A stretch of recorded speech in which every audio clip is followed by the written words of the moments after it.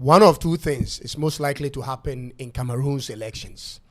It's either the people of Cameroon are so discontent with the leadership of their country and are therefore rushing out to compete for the presidential seat, which to me is nonsensical, or the sitting president, who is also an absentee president, Paul Biya, has filled in all these numbers of candidates to dilute the overall votes for the opposition parties. Ladies and gentlemen, one of these circumstances is likely true, whichever way you look at it, because it doesn't make sense to have 81 candidates apply to run in a presidential election. It doesn't make sense. 74 men and 7 women candidates all put in the applications by the end of Monday, 21st July. Doesn't make sense.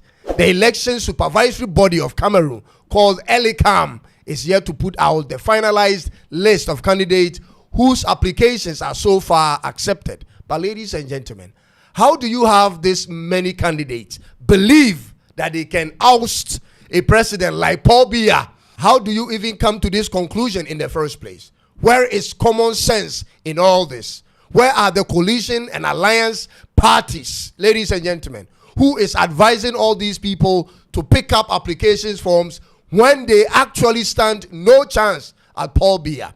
Is this an event about ultimate challenge for the political order of Cameroon, or has it become an individual popularity contest? Ladies and gentlemen, why 81? Ladies, I can't make meaning of this. It is very likely that if the number doesn't reduce to the barest minimum by the end of the accreditation process, Paul Biya at age 92 will emerge again as president of Cameroon. The official list for the accredited candidates by law will be published at least 60 days before the election. The election is scheduled for 12 October and today is 23rd July, which means the elections are 81 days away and the candidates are 21 days away from knowing their fate on the ballot paper. This is a contest where whoever gets the highest number wins. That is the law in Cameroon. Even if the candidate doesn't get 50% plus 1, he still wins. So long as you lead in the overall number of votes among the candidates, you win. Why would you want to do this to give the 92-year-old man such an easy path to another 7-year term as president? Cameroon, are you serious? Don't you want to be strategic in your pursuit for power? All you need is one major opposition coalition party to first get the elephant out of the room. The enemy is the RPDM party, which is led by Paul Biya. That is your enemy, not yourselves. Paul Biya clearly is not in any position to lead the country in any shape or form. That is obvious. What I suspect he's trying to do, ladies and gentlemen, is to use his popularity among the majority Francophone Cameroonians to win the seat once again and then hand it over to his successor. I bet you once he wins the elections, he will introduce another person as his second in command who will take over all government business in the next 7 years. It is the same playbook Eyadema played in Togo, ladies and gentlemen. It will end up becoming a transfer of power from father to son, or from president to his protege at the end of the day, ladies and gentlemen, who will end up being one in the same thing. Is that what the people of Cameroon actually want? Can't you see how behind you are in all the relevant economic indices? Don't you see how bad it has turned out to be for the people of Togo who practice this in their politics? Don't you see the demonstrations on the streets of Togo? It is so sad that in the midst of all this, you find people like Eto and Song in support of this regime. People have chosen their personal benefit over the people's. Politics and self-aggrandizement have taken over the conscience of people. So long as it benefits them and their families, they don't give a heck what the rest of the people are going through, ladies and gentlemen. They prefer to do well all by themselves and be giving out handouts to poor people than to have a system that can benefit all. This is how it's looking for Samuel Eto'o and Rigobert Song right now, ladies and gentlemen. Cameroonians' chances of seeing real change is in this year's election. This is going to be the golden opportunity for them to see change for the first time. For a lot of them, a majority of Cameroonians have never seen any other government except Paul Biya. If it doesn't happen for them this year and Paul Biya continues as president, trust me, a new person presented by Paul Biya will start Cameroon on another journey of his own, ladies and gentlemen. I may be speculating at this point, but my speculation is based on similar events happening in other parts of Africa. Paul Biya's era has come to an end, ladies and gentlemen, even though he's still the favorite in this election. But this is definitely not how it's going to go down. This will give him a lifeline. This idea of 81 candidates vying for president is laughable. People of Cameroon, listen to me. You can do better than this. It is totally nonsensical. Don't play stupid games to earn stupid prizes and complain later. What percentage of the vote will each candidate receive when all of you are on the ballot paper? You must unite and bring this Babylon system down first. That's the winning strategy. Don't waste any vote.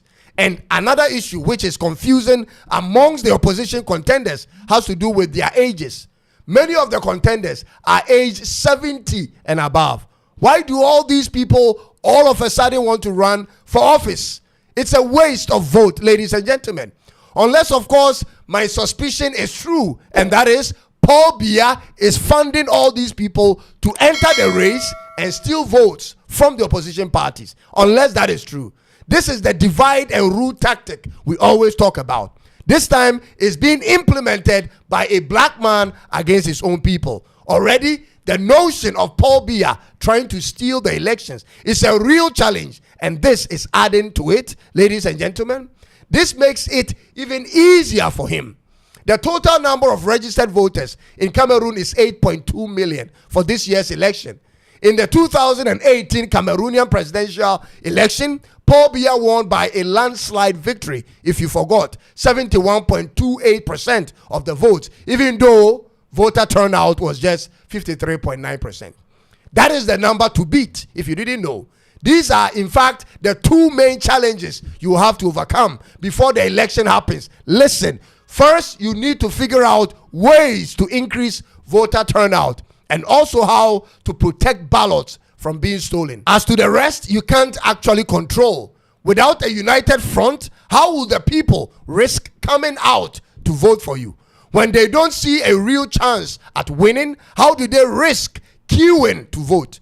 We all know the fear tactics that the government uses to discourage voters from voting in Cameroon. Already, government security apparatus are intimidating people in the two Anglophone provinces to make them leave the country before the elections, ladies and gentlemen. This has been their tactics. This has led to several lives lost in the last 1 year. 7 years ago, if you have forgotten, same thing happened. The government, through the armed forces, terrorized the people, especially from the Anglophone provinces, until only 5 to 10% of registered voters showed up to vote. That is their tactics. This is how cruel Paul Biya regime is. They have all manner of guerrilla tactics to make voters lose interest in voting in the first place. Don't help him in that process. The opposition parties raised widespread allegations at the time of electoral irregularities and low participation, which amounted to nothing. Is that what you want to go through again? So why would you also put this impediment in the way? The so-called independent candidates and movements and all these other parties will have to show a real commitment towards winning by coming together and uniting. This is the only way out for Cameroon. And I tell you, there is still hope. You can form an alliance once the parties are accredited by the electoral body. You need to consolidate your base to protect your votes and the credibility of the elections. Or else, let's not waste anybody's time. Ladies and gentlemen, this is my piece of advice to them. And I hope they are listening. Thanks for taking time to watch this. And make sure to subscribe if you are new here. I'll see you in the next one very soon. Until then, God have mercy on us all. It's bye-bye for now.